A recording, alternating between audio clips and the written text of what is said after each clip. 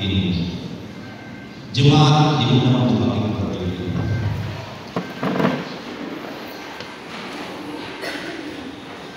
Saudara-saudara, Yesus Kristus telah bangkit dan atas kematian. Kuasa Allah sudah dipatahkannya. Kebangkitannya menghapuskan kekhawatiran dan kesedihan. Kebangkitannya memberi keberanian untuk melangkah maju dengan penuh iman. Mari kita bersorak baginya. Biarlah bumi surga bergema menyambut kebangkitannya. Pagi itu menjadi pagi yang membawa duka. Duka karena para perempuan yang datang ke tubuh Yesus mendapati batu sudah terguling. Kemana gerangan mayat Yesus? Apakah hilang ataukah dicuri orang? Di tengah kebimbangan akan beragam pertanyaan, mereka ditemukan melalui sebuah jawaban.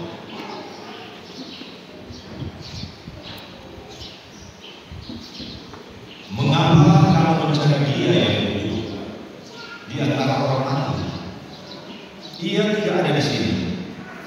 Ia telah bangkit. Inilah sukacita Paskah. Janjinya sungguh nyata. Ia bangkit dari yang mati. Ia bangkit dari yang mati.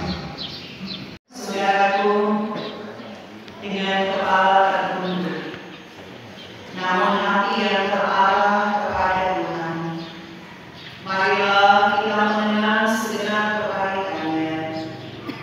Ia tidak pernah memperhitungkan kesalahan kita, karena kasih-Nya yang begitu besar, Ia rela mengorbankan diri untuk menebus dosa kita. Saat ini kita merendahkan diri di hadapan-Nya, mengakui setiap dosa yang telah kita perbuat terhadap sesama kita dan terhadap Tuhan. Mari berdoa. Di hadapan hadirat-Mu ya Allah, kami mengakui bahwa betapa kami berdosa. Karena berbagai sikap dan tindakan kami yang secara terus-menerus kami lakukan dalam kehidupan di dunia ini. Setiap ketidaksetiaan, setiap bentuk kemunafikan, iri hati dan kebencian seringkali mewarnai setiap kehidupan kami. Kami tidak menginginkan orang lain lebih daripada kami. Kami tidak mau tersaingi dengan sesama kami. Kami mau kamilah yang utama. Kami mau kamilah yang harus dihargai, yang harus dihormati dari orang lain. Dan kadang-kala kami pun melakukannya tidak hanya di zaman Yesus Kristus ketika Dia tampil sebagai Sang Mesias, tetapi juga dalam praktek kehidupan kami setiap hari, dalam keluarga kami sebagai suami, sebagai istri, sebagai anak, bahkan dalam hidup dan pelayanan kami. Ketika kami menjalankan kehidupan pelayanan sebagai hamba-hamba-Mu, ada pengatua, ada diaken, pendeta, guru agama, bahkan pun perangkat pelayanan lainnya, kami terus terjebak oleh keinginan dan kepentingan diri. Kami terus berupaya untuk saling menguasai satu dengan yang lain. Ketika kami berpikir bahwa kami lebih dekat, maka kami yang lebih utama dibandingkan yang lain. Bahkan ada banyak praktek kehidupan yang terus-menerus kami tunjukkan, kami lakukan dalam hidup kami. Karena kami mau menjadi yang pertama. Kami mau menjadi yang utama dalam segala hal. Ampuni kami, Tuhan, kasihani kami. Pilihlah pribadi lepas pribadi kami. Ketika Engkau mendapati kami masih terus melakukan dosa.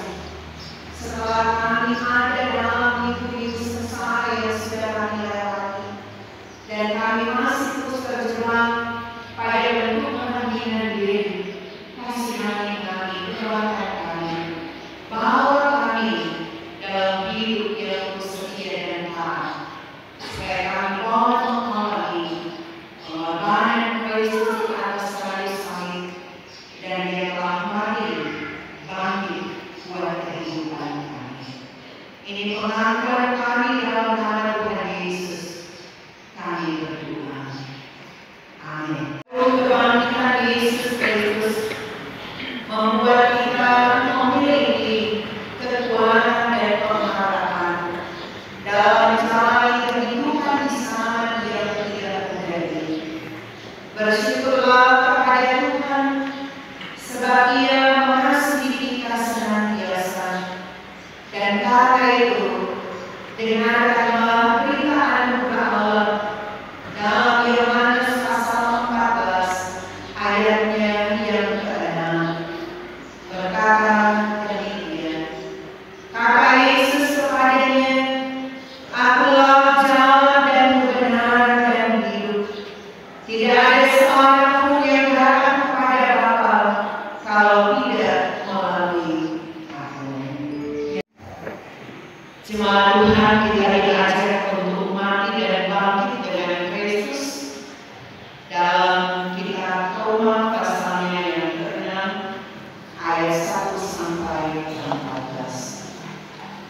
Roma pasal 6 ayat 1 sampai 14. Demikian bunyinya.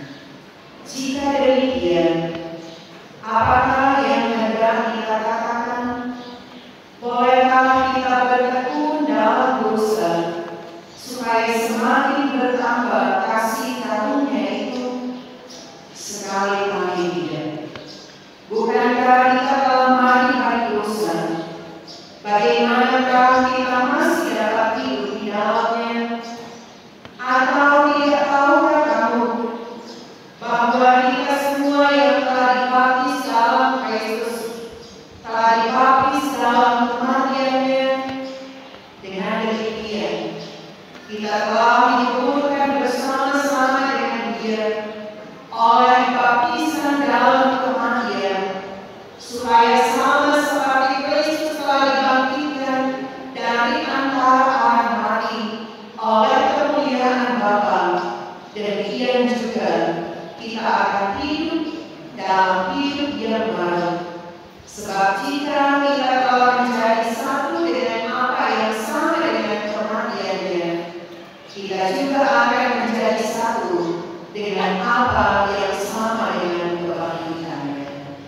Karena kita tahu bahwa manusia lama kita telah turut disalibkan, supaya tubuh dosa kita hilang kuasanya, agar jangan kita menghambakan diri lagi kepada dosa. Sebab siapa yang telah mati, ia telah bebas dari dosa. Jadi, jika kita telah mati dengan Kristus, kita percaya bahwa kita akan hidup juga dengan Dia. Karena kita tahu bahwa Kristus sesudah Dia bangkit dari antara orang mati, tidak mati lagi, mau tidak berkuasa lagi atas Dia.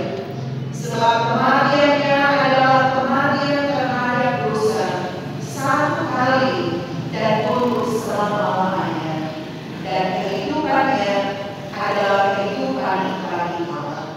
Demikianlah hendaknya kamu memandangnya, bahwa kamu telah mati dari dosa, tetapi kamu hidup bagi Allah dalam Kristus Yesus. Sebab itu, hendaklah dosa jangan berkuasa lagi dalam tubuhmu yang fana, supaya kamu jangan lagi menuruti keinginannya, dan janganlah kamu